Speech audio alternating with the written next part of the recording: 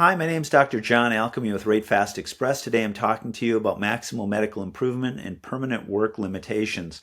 Now, permanent work limitations at a permanent and stationary report basically means that the individual is not getting better and we're looking at a permanent functional limitation. So for instance, if you have a back injury, you might be limited to no bending more than 15 times per hour or no lifting more than 15 pounds, something like that. Now, the reason why this is critical is that functional limitation may place the individual who's hurt at work at risk for losing their job, because if work limitations cannot be permanently accommodated, the employer can release the injured worker from employment.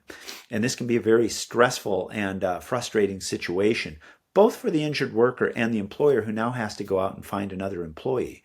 So when I'm talking to patients about work limitations, I always want to check with them and make sure that, well, are you wanting limitations because you're afraid you're going to get worse, or you truly can't do the activity? Because certainly we don't want to place anyone in a condition or a situation where doing heavy lifting is going to aggravate their symptoms or make them worse. But on the other hand, if they're just doing it because they're fearful that they might get worse, that's another story. So again, I have a very careful discussion with the patients that if we have to give you these permanent limitations, you may not be able to go back to your usual and customary work. So think about that when you're talking to the patients, you're getting ready for that permanent and stationary report.